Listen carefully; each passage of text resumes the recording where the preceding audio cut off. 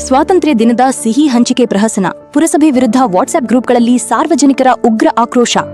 ಚಿಕ್ಕನಾಯಕನಹಳ್ಳಿ ಸ್ವಾತಂತ್ರ್ಯ ದಿನಾಚರಣೆಯ ಸಂದರ್ಭದಲ್ಲಿ ಪಟ್ಟಣದ ಶ್ರಮಜೀವಿ ಆಟೋ ಚಾಲಕರಿಗೆ ಪುರಸಭೆಯು ಕೇವಲ 37 ಸಿಹಿ ಪೀಸ್ ನೀಡಿದ ವಿಚಾರ ಈಗ ಪಟ್ಟಣದಾದ್ಯಂತ ತೀವ್ರ ಚರ್ಚೆಗೆ ಗ್ರಾಸವಾಗಿದೆ. ಪಟ್ಟಣದ ವಿವಿಧ ವಾಟ್ಸ್ಆಪ್ ಗ್ರೂಪ್ಗಳು ಹಾಗೂ ಸೋಷಿಯಲ್ ಮೀಡಿಯಾಗಳಲ್ಲಿ ಈ ಕುರಿತು ನಾಗರಿಕರು ಮತ್ತು ಸಾರ್ವಜನಿಕರೇ ನೇರವಾಗಿ ಪುರಸಭೆಯ ಅಸಡ್ಡೆ ನಡವಳಿಕೆಯನ್ನು ತೀವ್ರವಾಗಿ ಖಂಡಿಸುತ್ತಿದ್ದಾರೆ.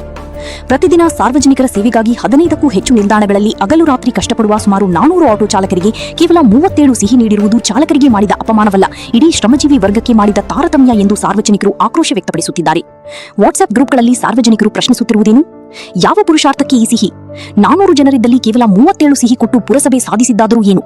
ಗೌರವ ಕೊಡಲು ಆಗದಿದ್ದರೆ ಸುಮ್ಮನಿರಬೇಕಿತ್ತು. ಈ ರೀತಿ ಹೀಯಾಳಿಸುವುದು ಸರಿಯೇ ಎಂದು ಸಾರ್ವಜನಿಕರು ಪ್ರಶ್ನೆ ಮಾಡುತ್ತಿದ್ದಾರೆ. ಸಂಘ ಸಂಸ್ಥೆಗಳಿಗೂ ಇದೇ ಗತಿ. ಕೇವಲ ಆಟೋ ಚಾಲಕರಿಗಷ್ಟೇ ಅಲ್ಲ, ಪಟ್ಟಣದ ಪ್ರಮುಖ ಸಂಘ ಸಂಸ್ಥೆಗಳಿಗೂ ಪುರಸಭೆಯು ಇತ್ತೀಚಿನ ವರ್ಷಗಳಲ್ಲಿ ತೀರಾ ಹೀನಾಯವಾಗಿ ನಡೆದುಕೊಳ್ಳುತ್ತಿದೆ.